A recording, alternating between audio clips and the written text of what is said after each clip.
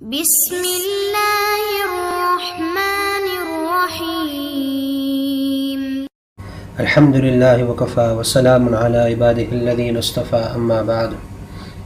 فاعوذ باللہ من الشیطان الرجیم بسم اللہ الرحمن الرحیم وتولى عنهم وقال يا أسفا على يوسف وابيضت عيناه من الحزن وهو كظيم قالوا تالله تفتأ تذكر يوسف حتى تكون حرضا أو تكون من الهالكين قال إنما أشكو بثي وحزني إلى الله وأعلم من الله ما لا تعلمون يا بني اذهبوا فتحسسوا من يوسف وأخيه ولا تيأسوا من روح الله إنه لا ييأس من روح الله إلا القوم الكافرون۔ محترم بھائیوں اور دوستوں، ماں و بہنوں، بات چل رہی تھی گزشتہ کل کہ یہاں بنیامین کو یوسف علیہ السلام نے روک دیا، بھائی پریشان ہو گئے اور انہوں نے آپس میں مشورہ کیا کہ اب یہاں بڑے بھائی نے کہا کہ اب میں یہاں سے اپنے آپ کو نہیں ہلاؤں گا یہاں تک کہ میرے والد مجھے اجازت دے دے یا اللہ میرے بارے میں کوئی فیصلہ کر لے، اور تم اپنے بھائی کے پاس جا کر، تم اپنے والد کے پاس جا کر یہ کہہ دو کہ تمہارے بیٹے نے چوری کی ہے اور آپ کو یقین نہیں ہوتا تو آپ بستی والوں سے پوچھ لو۔ تو جب بھائی یعقوب علیہ السلام کے پاس لوٹے تو یعقوب علیہ السلام نے وہی بات کہی اور وہی بات ارشاد فرمائی جو یوسف علیہ السلام کے موقع پر ارشاد فرمائی تھی کہ قال بل سولت لكم انفسكم امرا، کہ تمہارے دلوں نے اپنی طرف سے ایک بات بنا لی ہے، یہ جھوٹی بات ہے، فصبر جمیل، اب صبر کرنا ہی بہتر ہے، عسى اللہ ان یأتینی بہم جمیعا، مجھے اللہ کی ذات سے امید ہے کہ اللہ تعالیٰ ان سب کو لے کر آئے گا، انہ هو العلیم الحکیم، بے شک اس کا علم بھی کامل ہے اور حکمت بھی کامل ہے۔ وتولی عنہم، تو یہ بات کہہ کر یوسف علیہ السلام، اللہ فرماتے ہیں کہ یوسف علیہ السلام نے ان سے منہ پھیر لیا، یعنی ان سے اعراض کر لیا، یعنی بھائیوں کی بار بار ایک غلطی اور بار بار ان کے نافرمانیوں کی وجہ سے یوسف علیہ السلام نے ان سے منہ پھیر لیا۔ اس سے معلوم ہوا کہ اگر چھوٹوں سے کوئی غلطی ہو اور ان سے خطا ہو تو ان کی اصلاح و تربیت کے لیے، ان کی اصلاح و تربیت کی غرض سے ان سے منہ پھیرنا یہ جائز ہے، جس طرح یعقوب علیہ السلام نے ان سے منہ پھیر لیا تھا اور فرمایا یا اسفا علی یوسف، ہائے افسوس یوسف پر، یعنی ایک نیا غم جو بنیامین کا تھا، اس نئے غم کو یاد کر کے پرانا غم یاد آ گیا۔ یہ انسان کی فطرت ہے کہ انسان کو ایک غم ہوتا ہے وہ بھول جاتا ہے، لیکن جب کوئی نیا غم پیش آتا ہے تو وہ پرانا غم بھی یاد آنا شروع ہو جاتا ہے۔ تو وہ چونکہ انبیاء علیہم السلام انسان تھے، بشر بنا کر بھیجے گئے تھے، تو یہاں یعقوب علیہ السلام نے افسوس فرمایا یا اسفا علی یوسف، ہائے افسوس یوسف پر۔ امام جریر طبری رحمۃ اللہ علیہ فرماتے ہیں کہ دیکھیے یہاں یعقوب علیہ السلام نے اپنی مصیبت پر انا للہ و انا الیہ راجعون نہیں فرمایا۔ اس سے معلوم ہوا کہ یہ جو الفاظ ہے انا للہ و انا الیہ راجعون، یہ اس امت کی خصوصیت ہے۔ یہ جو الفاظ ہم کو دیے گئے ہیں کہ اذا اصابتهم مصیبہ قالوا انا للہ و انا الیہ راجعون، تو فرمایا یہ اس امت کی خصوصیت ہے، یہ صرف اس امت کو دیے گئے ہیں، اور کہا کہ اگر یہ کوئی اپنی مصیبت پر اگر کوئی سچے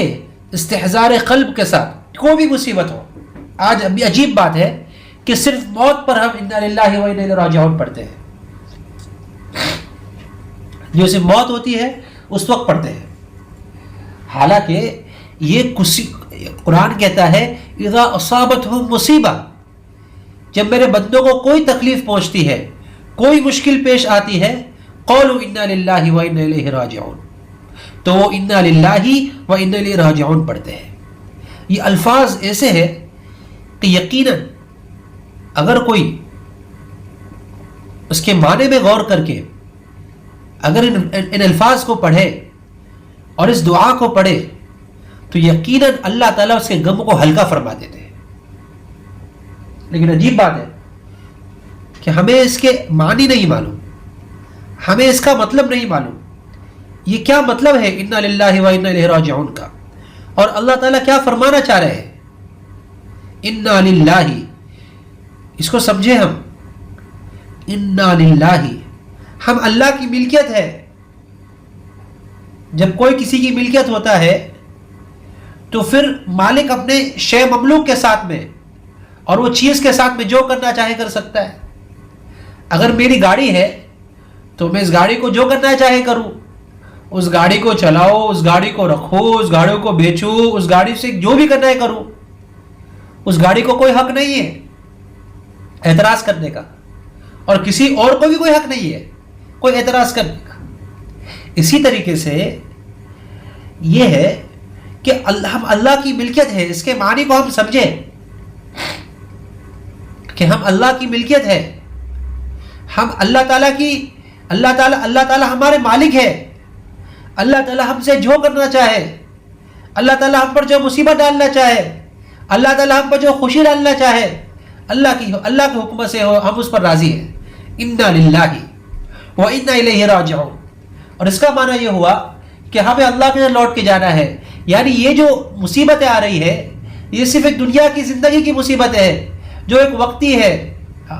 کہ ہمیں یہ سب کچھ چھوڑ کر اللہ کو جانا ہے۔ معلوم ہوا کہ یہ مصیبت جو ہے وہ وقتی ہوگی اور پھر ہمیشہ کے لیے اللہ کے یہاں آرام ہے اور بڑی جنت کا وعدہ ہے۔ اگر کوئی اس معنی کے استحضار کے ساتھ، اگر کوئی اس مطلب کے استحضار کے ساتھ اگر کوئی اس دعا کو پڑھتا ہے اپنی مصیبت کے وقت میں، یقیناً اللہ اس کے غم کو ختم فرما دیتے ہیں، یقیناً اللہ تعالیٰ اس کے غم کو ہلکا فرما دیتے ہیں۔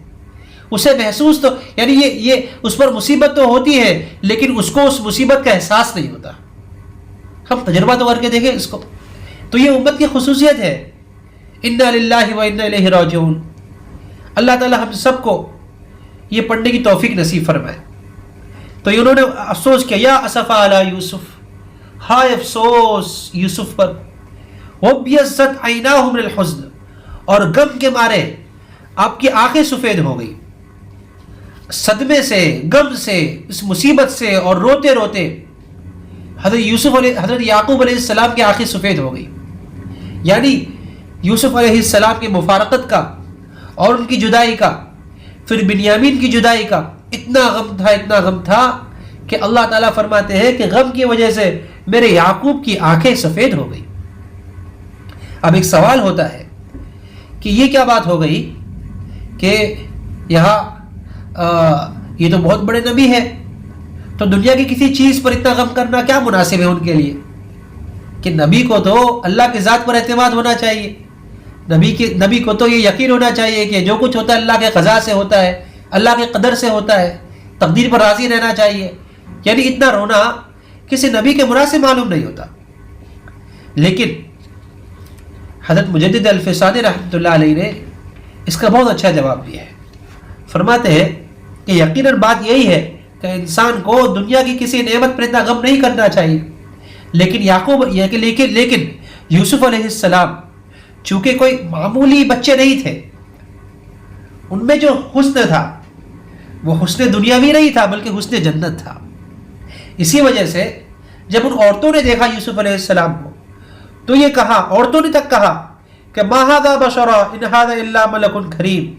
یہ تو ایک فرشتہ معلوم ہوتا ہے۔ تو ان کا حسن کوئی عجیب حسن تھا، ان کے حسن کو دیکھ کر جنت کی یادیں تازہ ہو جاتی تھی، آخرت کی یاد تازہ ہو جاتی تھی۔ اور دوسری بات یہ ہے کہ یعقوب علیہ السلام کو اس بارے میں یقین تھا کہ میرا بچہ، اس کو نبوت ملنے والی ہے،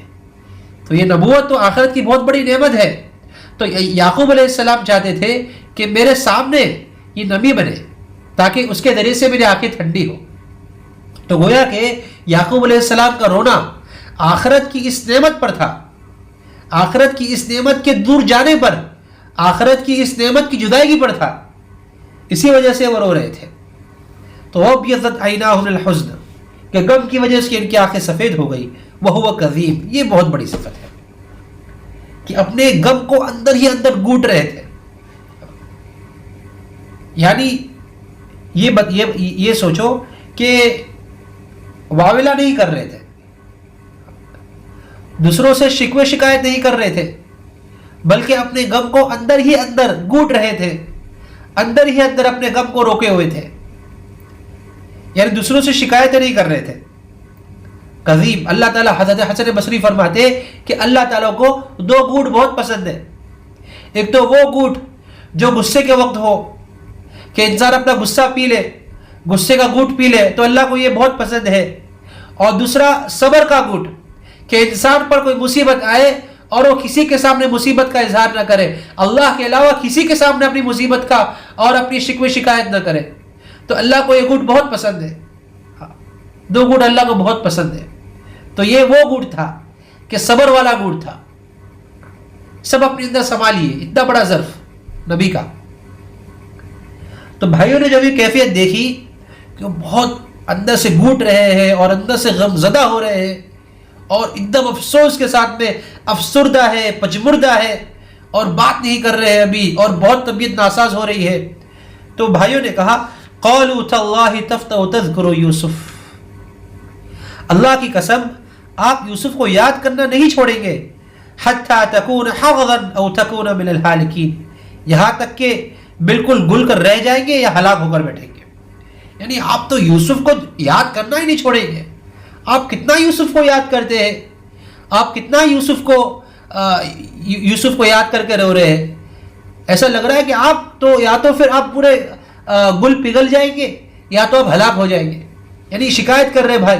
کہ ایسا اتنا یوسف کو مت یاد کرو. تو حضرت یعقوب علیہ السلام نے ایک تاریخی جملہ کہا اور ایک عجیب جملہ کہ انما اشکو بسی وحزنی اللہ، ارے میں اپنی رنج و غم کی فریاد تم سے نہیں کر رہا ہوں،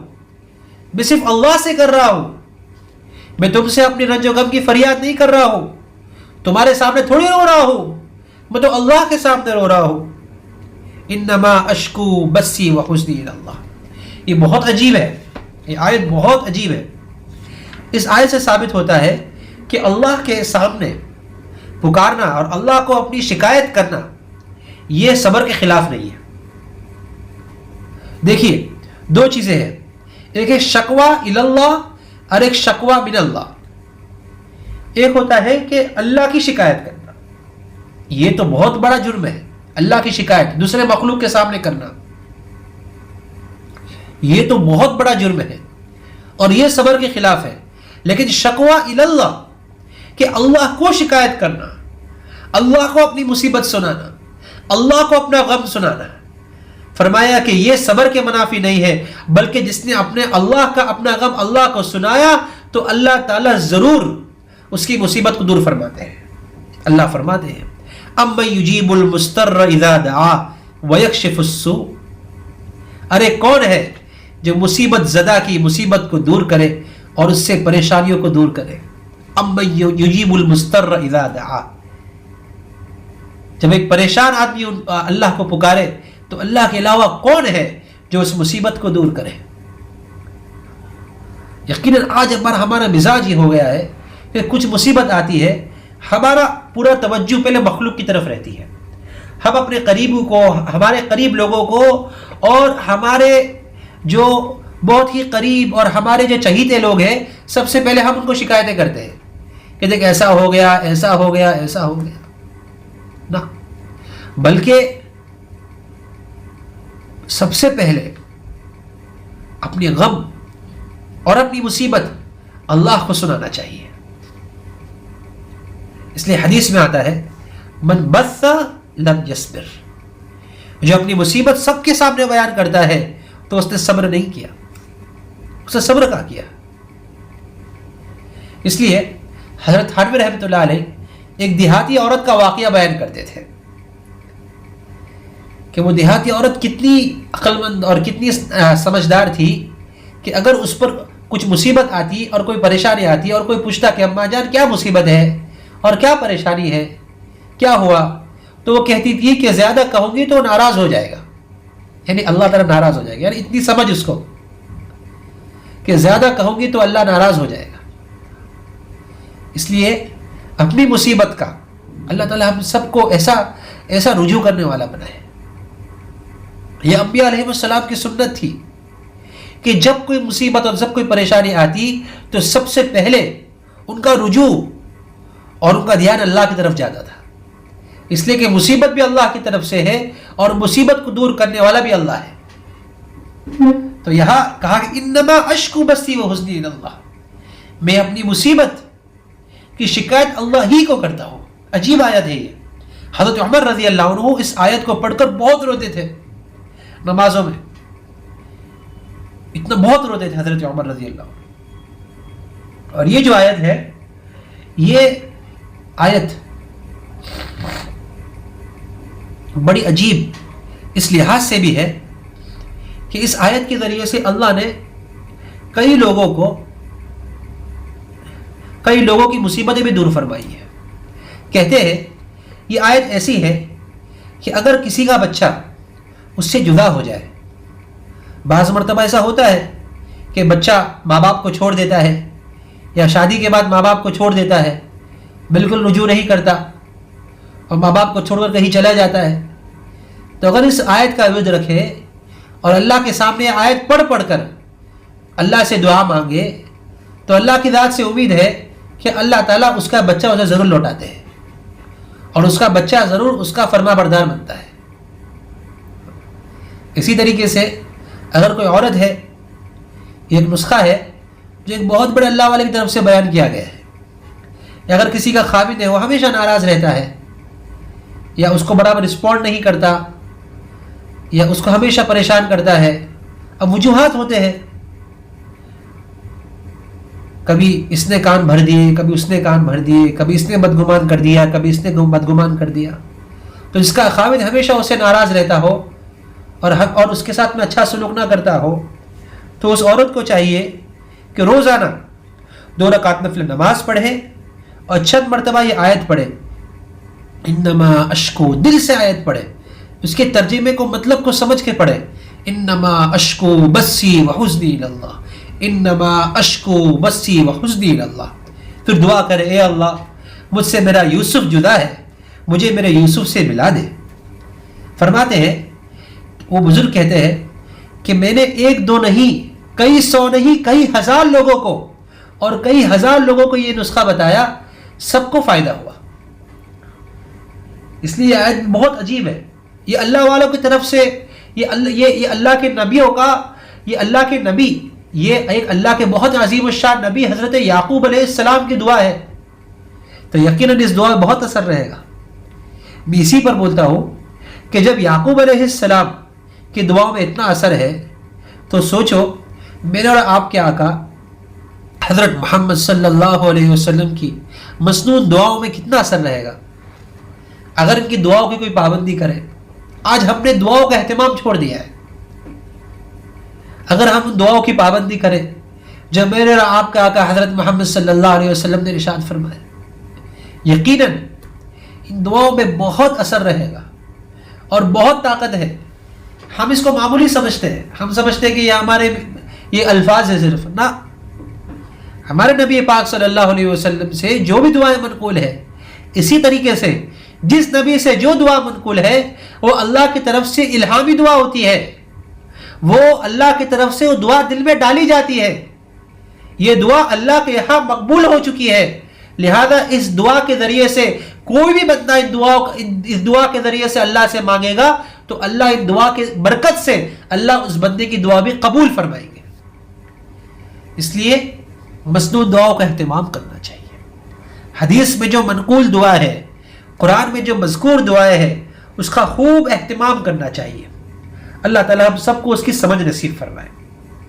تو وہ یہ عرض کر رہا تھا کہ یعقوب علیہ السلام کی یہ دعا ہے، یہ بہت اثر رکھتی ہے اگر کسی کا کوئی محبوب، اگر کسی کا کوئی چہیتا بچہ ہو یا شوہر ہو، کوئی بھی ہو، اگر اس سے جدا ہو گیا ہو اور وہ پریشان ہو، تو اس کو چاہیے کہ اس دعا کے ذریعے سے دعا کرے،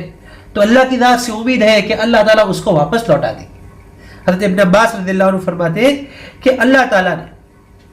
حضرت یعقوب علیہ السلام کو اس صبر پر شہیدوں کا ثواب عطا فرمایا، اور فرمایا کہ اگر اس امت میں سے جو شخص مصیبت پر ایسا ہی صبر کرے گا تو اللہ بھی اس کو ایسا ہی اجر عطا فرمائیں گے، یعنی اللہ تعالیٰ اس کو شہیدوں کا اجر عطا فرمائیں گے۔ اس لیے اس سے ایک بہت ہی بڑی ہمیں سبق ملتا ہے کہ انسان کو جو بھی مصیبت آئے، جو بھی پریشانی آئے، چاہے اپنے جان میں ہو، اولاد میں ہو، مال میں ہو، تو بھائی اس کا علاج یہی ہے کہ انسان صبر کرے اور اللہ کی قضا پر راضی رہے۔ انسان صبر سے کام لے، صبر کے علاوہ یہ مصیبت، دوسروں کے سامنے مصیبتوں کا اظہار کرنا اور دوسروں کے سامنے چیخو پکار کرنا، یہ سب چیزیں کوئی اثر نہیں رکھتی ہے۔ سب سے بڑی چیز یہ ہے کہ انسان اللہ کی قضا پر راضی رہے اور صبر سے کام لے، اور جو اسباب اختیار کرنے چاہیے کرے۔ اب دیکھیے یہاں یعقوب علیہ السلام نے بھی اپنے بچوں کے ڈھونڈنے کے لیے اسباب اختیار کیے۔ اب عجیب بات کہ جب یوسف علیہ السلام گھومے تو آپ نے سبب اختیار نہیں کیا، اب جب یہاں بنیامین گھوم گئے تو اب یعقوب علیہ السلام نے سبب اختیار کیا۔ کیوں کیا کہا کہ یا بنی یذهبوا فتحسسوا من یوسف واخی، میرے بیٹو جاؤ اور یوسف اور اس کے بھائی کا کچھ سراغ لگاؤ۔ اللہ اکبر، میں یہی کہا کرتا ہوں کہ جب اللہ تعالیٰ کے یہاں ہر چیز کا ایک وقت ہوتا ہے، اللہ کو جب کسی چیز کو وجود دینا ہوتا ہے، اللہ اس کے اسباب خود مہیا فرماتے ہیں، یہ اللہ کے یہاں قانون ہے۔ جب کسی چیز کا اللہ کو وجود منظور ہوتا ہے تو اللہ تعالیٰ خود اس کے اسباب مہیا فرماتے ہیں۔ وہاں یوسف علیہ جب موقع تھا، جب یوسف علیہ السلام گم ہو گئے تو اللہ کو منظور نہیں تھا، اب تو امتحان کی ابتدا تھی، اس لیے یعقوب علیہ السلام کے دل میں ڈالا ہی نہیں کہ جا کر ڈھونڈوں یا کسی کے ذریعے سے ڈھونڈواؤں، بالکل نہیں۔ لیکن جہاں ابتلا اور آزمائش کی انتہا تھی اور یعقوب سے امتحان کو ختم کرنا تھا، تو اللہ نے یہ سبب دل میں ڈالا کہ بچوں جاؤ اور یوسف اور بنیامین کو ڈھونڈ کے لے کر آؤ۔ وَلَا تَيْأَسُوا مِن رَوْحِ اللَّهِ، اور اللہ کی رحمت سے نا امید مت ہونا۔ اللہ اکبر، إِنَّهُ لَا يَيْأَسُ مِن رَوْحِ اللَّهِ إِلَّا الْقَوْمُ الْكَافِرُونَ، یقین جانو اللہ کی رحمت سے وہی نا امید ہوتے ہیں جو کافر ہے، یعنی جو اللہ کے نافرمان ہے، جو اللہ تعالیٰ کے نافرمان ہوتے ہیں وہی اللہ کی رحمت سے نا امید ہوتے ہیں۔ میرے اور آپ کا کام نہیں ہے اللہ کی رحمت سے نا امید ہونا، کہ اللہ کی رحمت سے امید یہ ایمان کا ایک حصہ ہے۔ اسی وجہ سے قرآن میں ایک جگہ تو کافر کہا ہے اس شخص کو جو اللہ کی رحمت سے نا امید ہوتا ہے، اور ایک جگہ پر اللہ تعالیٰ نے اس شخص کو جو اللہ کی رحمت سے نا امید ہوتا ہے ضالٌ کہا ہے، یعنی یہ آدمی گمراہ ہے، یہ گمراہ آدمی ہے۔ اس لیے یہ کفر ہے، یہ گمراہی ہے کہ اللہ تعالیٰ کی رحمت واسعہ سے نا امید ہو جائے۔ اسی وجہ سے ایک دیہاتی تھا، اس نے دعا کی کہ اللہ مجھ پر اور محمد پر رحم فرما اور ہم دونوں کے علاوہ کسی پر رحم مت فرما۔ اس دیہاتی کو لگا کہ بھائی اللہ کی رحمت سب کو ہوگی تو ممکن ہے کہ ہم کو کم ملے، تو نبی پاک صلی اللہ علیہ وسلم نے فرمایا لقد حجرت الواسعہ، تو نے تو بہت بڑی وسیع رحمت کو کم کر دیا۔ رحمتی وسعت کل شیء، اللہ فرماتے ہیں میری رحمت ہر چیز کے اوپر ہے، یہاں تک کہ میرے غصے پر بھی غالب ہے میری رحمت۔ تو اللہ کی رحمت سے امید رکھنا یہ بہت بڑی چیز ہے۔ تو اس سے سبق ملتا ہے کہ انسان پر کوئی بھی امید آئے، یہ کوئی بھی مصیبت آئے، کوئی بھی پریشانی آئے، تو سب سے پہلے یعنی یہ یقین بنا لیں، ہم آج اس کی ہی بہت کمی ہے، یہ یقین بنا لیں کہ جو کچھ مصیبت آتی ہے، جو پریشانی آتی ہے اللہ کی طرف سے آتی ہے اور اللہ ہی دور فرمانے والے ہیں۔ اس لیے انسان پر جو مصیبت آئے، جو پریشانی آئے، سب سے پہلے اللہ کی طرف رجوع کرنا، سب سے پہلے اللہ کی قضا پر اور اللہ کی قدر پر اور اللہ کی تقدیر پر راضی رہنا۔ اس کے بعد صبر کرنا، اور پھر سبب اختیار کرتے ہوئے اللہ کی رحمت سے امید رکھنا۔ آپ دیکھیے یہاں یعقوب علیہ السلام نے بھائیوں کو بھیجا، لیکن یعقوب علیہ السلام کی جو نگاہ تھی وہ سبب پر نہیں تھی اور بھائیوں کے ڈھونڈنے پر نہیں تھی۔ بھیجا تو صحیح اپنے بیٹوں کو کہ ڈھونڈ لاؤ، لیکن اس پر امید نہیں تھی، بلکہ یہ کہا کہ اللہ کی رحمت سے امید رکھنا، اس لیے کہ اللہ کی رحمت سے صرف کافر لوگ نا امید ہوتے ہیں، ایمان والا نا امید نہیں ہوتا۔ اس لیے سب سے پہلے کوئی بھی مصیبت آئے، کوئی بھی پریشانی آئے، چاہے جان میں ہو، چاہے مال میں ہو، چاہے کسی چیز میں ہو، سب سے پہلے اللہ کی قضا پر اور اللہ کی تقدیر پر راضی رہنا، اس کے بعد صبر کرنا، اس کے بعد جتنا ہو سکے سبب اختیار کرنا، لیکن امید اللہ کی رحمت سے ہو اور امید اللہ کی رحمت پر ہو، اپنے سبب پر نہ ہو۔ بس یہی چیز ہے،